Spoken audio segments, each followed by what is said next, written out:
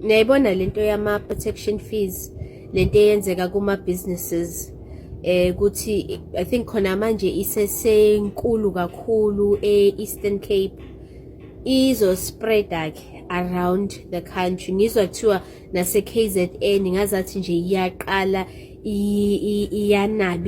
iyanaba lento iyenzeka le gebengu zayi-introduce. Lento i-affecta abantu emalokishini, i-affecta amabhizinisi abantu abamnyama, ibulala amabhizinisi abantu.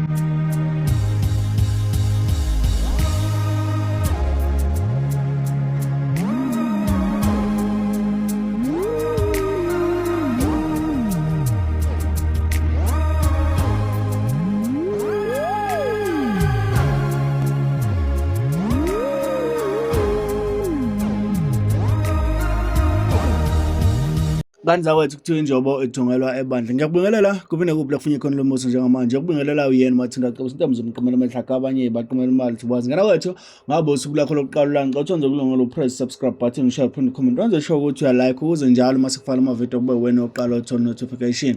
Enza sure umntana sika uthi video ilalela yonke bese uyakhomenta ekugcineni ukuze uzokwazi ukuthi uphawule usuthathe nani isinqumo. Alright, indaba inkolo ekhulunywa nga protection fee. Protection fee kuthiwa ke mangabe unebhizinisi umuntu omnyama sikakhulukazi noma ke amagojogojo la abantu bohlanga ongasilona olwala eSouth Africa. Alright, ngizosho kanjalo ngiyaxolisa if ukuthi tribalism ngiyaxolisa kodwa ke into kanjalo mawukuthi futhi ulizwilela igama ngisho eqaleni ilona ke ekuyilona English kuthiwa mawukuthi especially abantu abamnyama futhi mawuthi unebusiness ethi successful kunabantu abawazi beze kuwena bekutshela ukuthi no siyabona ukuthi ibhizinisi lakho liyasebenza and lisebenza kahle, siyacela ke ukuze ukwazi ukuthi ungaphazamiseki emsebenzini wakho usinikeze isamba semali engangemali ukuthi siyabona ukuthi unemoto ewukuthi uchayaze enhle imoto yakho kodwa ke besicela ukuthi ngempela kule moto usinikeze i-protection fee yemali engaka imoto yakho ayizoduka ayizolahleka izohlale i-right ngaso sonke isikhathi. Alright,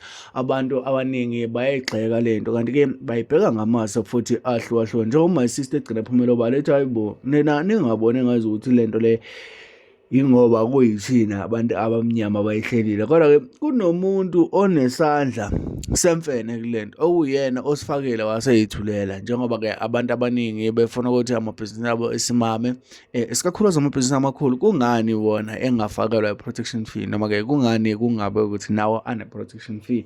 I-protection fee ila khona ukhokhela abantu ukuthi bangayintshontsha impahla yakho noma ukuthi bangakuphazamisa emsebenzini wakho. Kuphazamisa kuhlukanisa inyama nomphefumulo mhlawumbe ukuthi bangakubulali noma bakwazi ukuthi bakukhumbule ukuthi umuntu khona futhi ayikho into ubungozi oyiyona. Alright, bathe mabekhuluma abantu ngokuhlukahlukana kwabo bayiveza imbono eyahlukahlukene ukuthi hey yazi ngempela lento ngenzeka kuba into efonyiwe kodwa ke abanye bathi cha uxhaphazeka nje nokuthatheka kancane especially mangabe wenza ezinye zezinto kufanele kube ukuthi uqinile noma kufanele kube ukuthi ikhona indlela wena owenza ngayo ukuze ukwazi ukuthi uqhubeke uphile futhi uyiphilise ngaphandle ke kokuthi ube nabantu noma ke kube nabantu abathi bazokulusa. Kodwa ke mlalelo wami mina ngaphandle umoshela isikhathi sakho ngiyafisa ukuthi ngizovola lakho mayelana nalo daba uthi ngempela lento isebenza kanjani, wena yini oyibonayo eyingozi noma yini oyibonayo engase isifakele inkinga kulento ya South Africa. Emva kwale video yama sister engizoyidlala lana ngiyafisa umlalelo wami ukuthi ngizovola lakho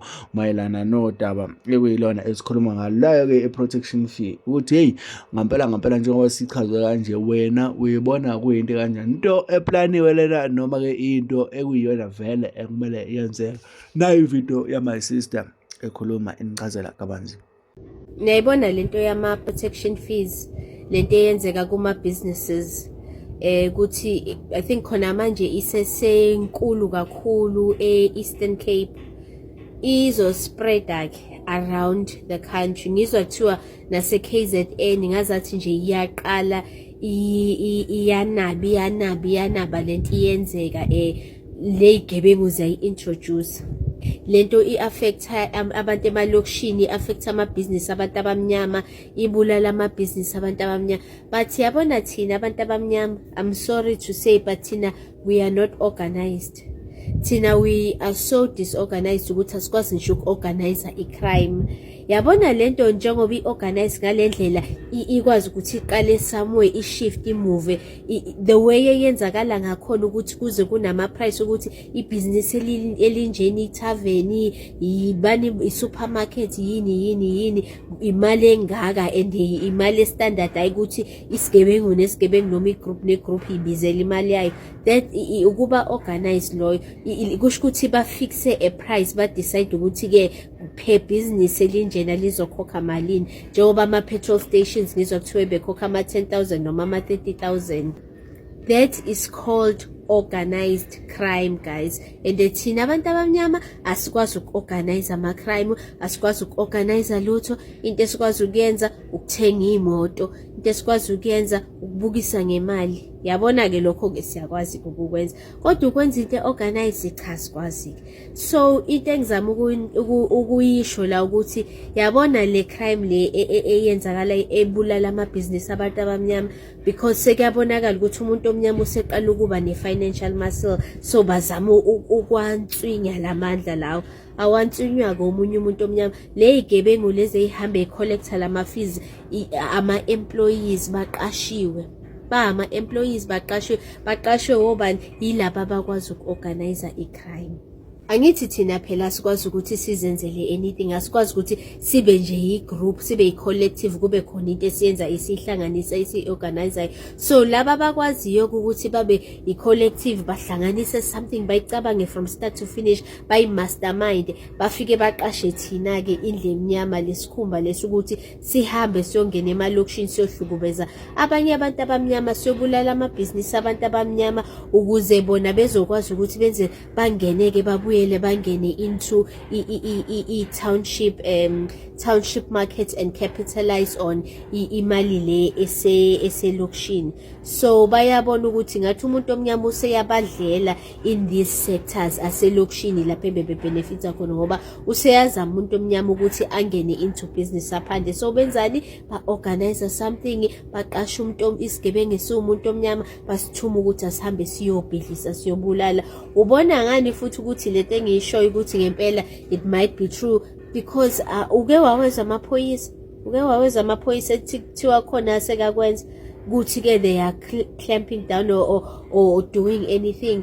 And futhi ke akhona amabhizinisi maningi abamabhizinisi la edrobheni, maningi abamabhizinisi la edrobheni. How come wona awakhali lento yama protection fees? Wona wasiwo yini amabhizinisi? In fact wona they make more money than lawa waselokishini, but indaba wona engekho affected. Angazi mhlawumbe sengiyahlanga noma ngicabanga into engekho.